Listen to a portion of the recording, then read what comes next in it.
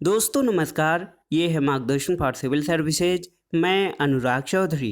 दोस्तों यूपीपीसीएस प्रारंभिक परीक्षा के लिए महत्वपूर्ण प्रश्नों के टेस्ट सीरीज में हम सॉल्व करेंगे सामान्य अध्ययन यानी जनरल स्टडीज के महत्वपूर्ण प्रश्नों का अभ्यास सेट।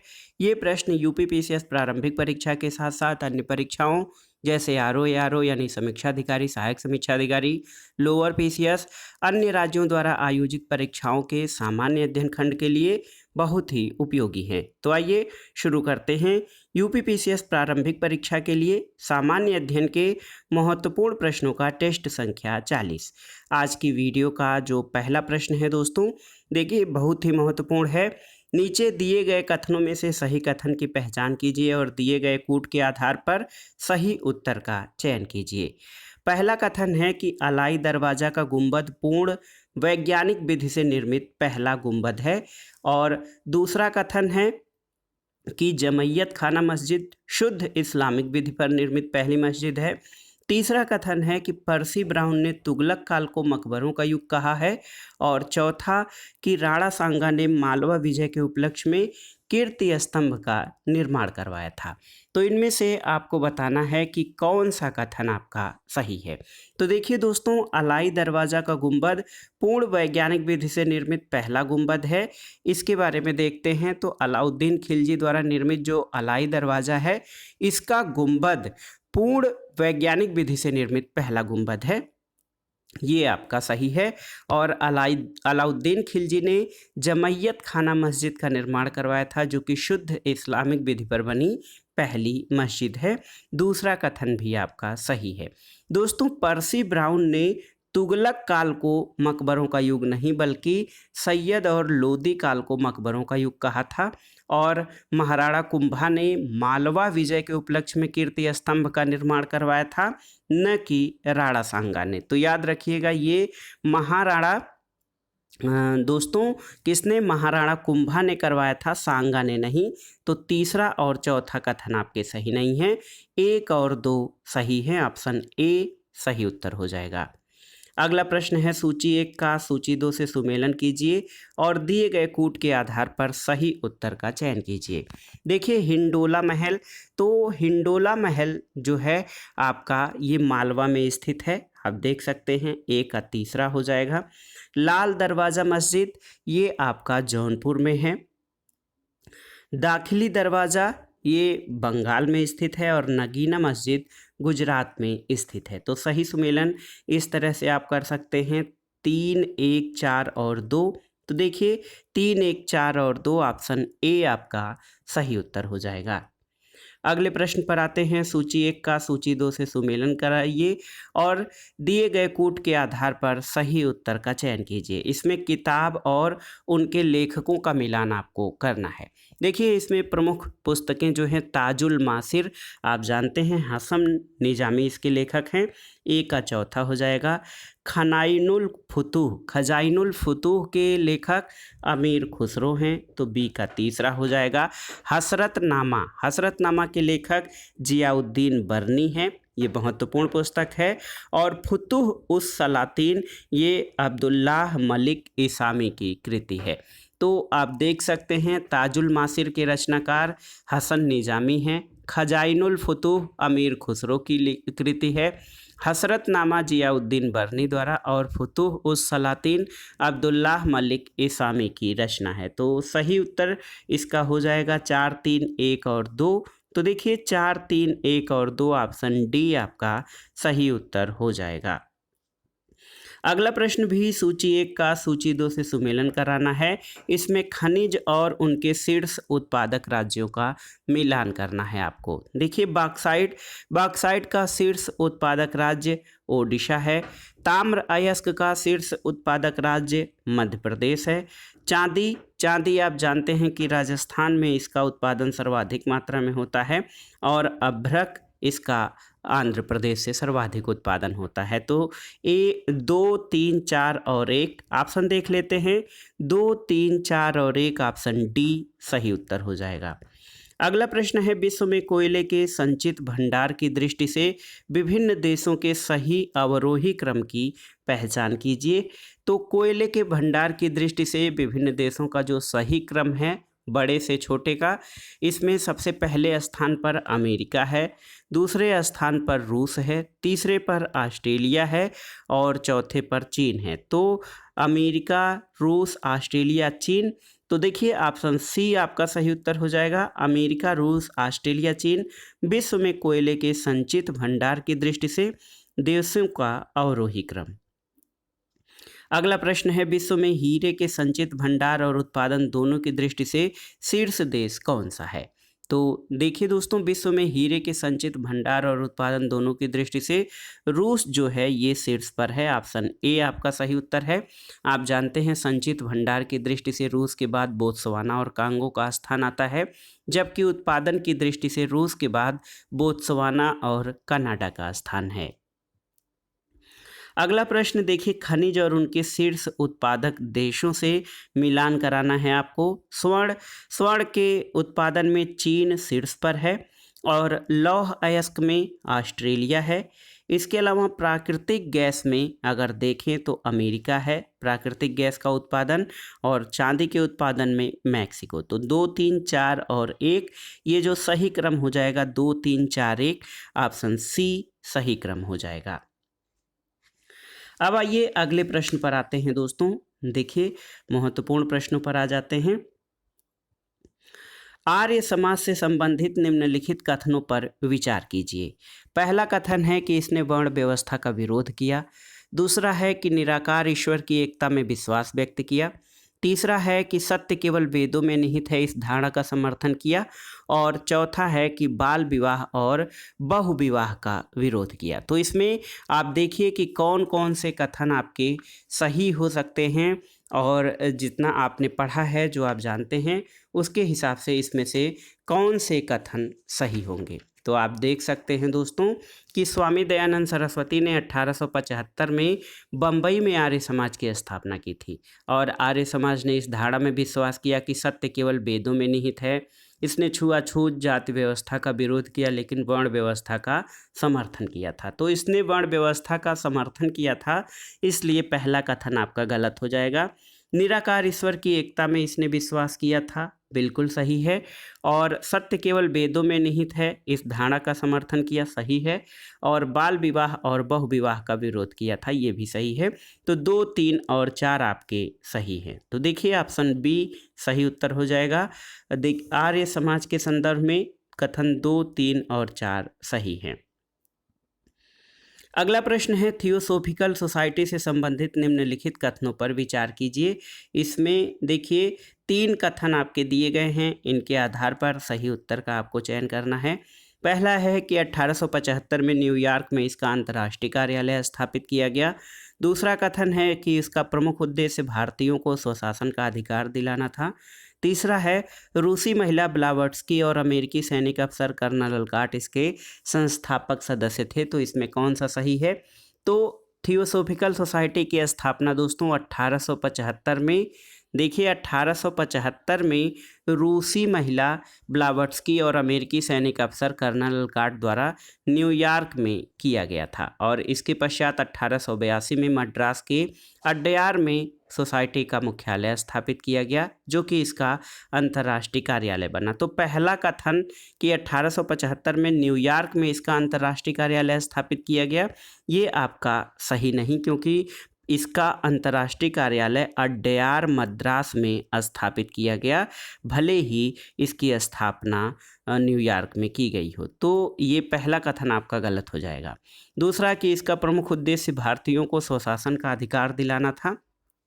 तो आप देख लीजिए कि इस सोसाइटी का मुख्य उद्देश्य प्राचीन हिंदू धर्म के लोगों को आत्मविश्वास जगाना और धर्म को समाज सेवा का मुख्य आधार बनाना था, न कि भारतीयों को स्वशासन का अधिकार दिलाना। तो दूसरा कथन भी गलत हो जाएगा। और तीसरा आपका सही हो जाएगा कि रूसी महिला ब्लावट्स्की और अमेरिकी अफसर कर्नल अलकाट इसके संस्थापक सदस्य थे। तो केवल 3 आपका सही कथन हो जाएगा। अगला प्रश्न है कि निम्नलिखित कथनों पर विचार कीजिए। पहला है कि गोपाल कृष्ण गोखले, चित्तरंजन दास और आर्यन मधुलकर ने मिलकर रहनुमाई मजदयासन सभा की स्थापना की थी। तो इसमें से क्या कथन ये क्या सही है? तो देखिए दोस्तों, रहनुमाई मजदयासन सभा की स्थापना कौन किया था? दादा भाई नौरोजी, नौरोजी फरदौन जी, एस बंगाली और आर.के. कामा ने रहनुमाई मजदयान सभा का गठन किया था, तो ये गलत हो गया। दूसरा कथन, दादा भाई नौरोजी ने राष्ट्र गोपाल पत्रिका गुजराती भाषा में निकाली थी, तो सही है कि दोस्तों इस सभा ने, जो रहनुमाई मजदयासन सभा थी, इसने अपने संदेशों का प्रचार प्रसार करने के लिए दादा भाई नौरोजी ने एक पत्रिका राष्ट्र गोपतार गुजराती भाषा में निकाली, तो ये बिल्कुल सही है। और सर सैयद अहमद खान ने तहजीब उल अखलाक पत्रिका जो है ये उर्दू भाषा में निकाली थी। तो आप देखिए, तहजीब उल अखलाक पत्रिका जो है सर सैयद अहमद खान ने निकाली थी। तो देखिए ये भी आपका गलत हो जाएगा, क्योंकि ध्यान दीजिएगा इसमें उर्दू भाषा दिया गया है और तहजीब उल अखलाक पत्रिका सर सैयद अहमद खान द्वारा फारसी भाषा में निकाली गई थी। तो केवल 2 कथन आपका इसमें सही हो जाएगा, केवल 2, तो ऑप्शन सी सही उत्तर है। अगले प्रश्न पर आते हैं। निम्नलिखित कथनों पर विचार कीजिए और दिए गए कूट के आधार पर सही उत्तर का चयन कीजिए। यहाँ पर आप देख सकते हैं दोस्तों, ये प्रश्न है कि राजा राधाकांत देव ने सती प्रथा का समर्थन किया, और दूसरा है कि इन्होंने 1830 में बंगाल में धर्म सभा की स्थापना की। दोस्तों, राजा राधाकांत देव ने 1830 में बंगाल में धर्म सभा की स्थापना की थी, और इस सभा को स्थापित करने का मुख्य उद्देश्य governor general Lord William Bentinck द्वारा सती प्रथा के उन्मूलन का विरोध करके इस प्रथा का समर्थन करना था। और आप जान लीजिए कि राधाकांत देव राजा राम मोहन राय के विपरीत रूढ़िवादी नेता थे। तो दोनों ही कथन आपके सही हो जाएंगे। राजा राधाकांत देव ने सती प्रथा का समर्थन किया और 1830 में बंगाल में धर्म सभा की स्थापना की। कथन 1 और 2 दोनों सही हैं, ऑप्शन सी सही उत्तर हो जाएगा। अगला प्रश्न है दोस्तों, निम्नलिखित नदियों को उनके उद्गम स्थल के साथ सही सुमेलन ज्ञात कीजिए। देखिए, कृष्णा नदी का उद्गम महाबलेश्वर है, सही है। नर्मदा नदी का उद्गम दोस्तों अमरकंटक है, तो आप देखिए कि नर्मदा नदी का उद्गम अमरकंटक में है, ये बैतूल जिला सही नहीं है। और कावेरी नदी का उद्गम आप देखिए ब्रह्मगिरी में है। तो 1 और 3 आपके सही सुमेलित हैं, ऑप्शन देख लेते हैं। 1 और 3 ऑप्शन सी सही सुमेलित हो जाएगा। कृष्णा नदी का उद्गम महाबलेश्वर है, गोदावरी का त्रयंबकेश्वर, कावेरी का ब्रह्मगिरी, नर्मदा का अमरकंटक पहाड़ी, और आप देखिए तापी का उद्गम बैतूल जिला है। अगला प्रश्न है दोस्तों, निम्नलिखित कथनों पर विचार कीजिए। पहला कथन है कि रेगुर मिट्टी की आर्द्रता धारण क्षमता कम है, और दूसरा है कि रेगुर मृदा को काली मृदा के रूप में भी जाना जाता है। तो इसमें आप देख सकते हैं पहला कथन गलत हो जाएगा। रेगुर मृदा को काली मृदा कहते हैं, इसकी जल धारण क्षमता कम नहीं, सर्वाधिक होती है या बहुत अधिक होती है। तो रेगुर मृदा की जल धारण क्षमता बहुत अधिक होती है। और दूसरा है कि रेगुर मृदा को काली मृदा के रूप में जाना जाता है, ये बिल्कुल सही है। रेगुर मृदा को काली मृदा कहते हैं, दक्कन बेसाल्ट क्षेत्र में ये पाई जाती है। इसमें जल ग्रहण करने की क्षमता बहुत अधिक होती है और ये कपास की खेती के लिए उत्तम होती है। तो केवल 2 आपका इसमें सही हो जाएगा। अगले प्रश्न पर आते हैं दोस्तों, निम्नलिखित कथनों पर विचार कीजिए। पहला है कि बांगर नदी अपवाह के क्षेत्र के साथ पाया जाने वाला पुराना जलोढ़क है, और दूसरा है कि खादर नए जलोढ़क से बना है जो नदी तट के साथ के बाढ़ मैदानों का निर्माण करता है। तो आप देख लीजिए दोस्तों, पुराने जलोढ़ों से निर्मित विशाल मैदानों की उच्च भूमि को बांगर कहते हैं। तो सही उत्तर हो जाएगा ऑप्शन 1, जो कथन 1 है आपका सही है। और खादर क्या है? तो नदियों की धारा के दोनों तरफ और बाढ़ के मैदानों में नए जलोढ़ों से निर्मित मैदानी भाग को खादर कहा जाता है। तो ये दोनों ही कथन आपके सही हैं। ऑप्शन कौन सा? सी आपका सही हो जाएगा। 1 और 2 दोनों सही हैं। अगले प्रश्न पर आते हैं दोस्तों, राज्य व्यवस्था से संबंधित है।